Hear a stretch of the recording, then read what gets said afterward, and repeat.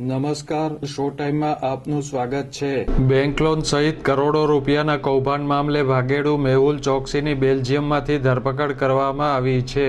મેહુલ ચોકસી દ્વારા ભાવનગરના વેપારી સાથે પણ 10 વર્ષ પહેલા મોટી રકમની છેતરપિંડી કરવામાં આવી હતી।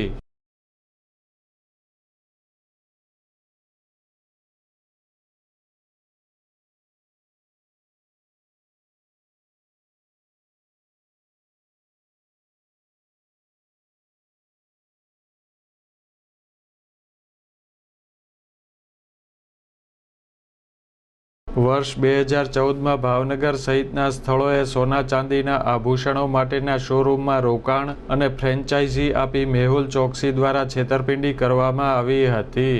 વેપારી દિગ્વિજયસિંહ જાડેજા દ્વારા આ મામલે પોલીસ કેસ પણ કરવામાં આવ્યો હતો। મેહુલ ચોકસી દ્વારા કરવામાં આવેલ છેતરપિંડીનો આંક આજના સમયે રૂપિયા 128 કરોડ થતો હોવાનું વેપારીએ જણાવ્યું હતું।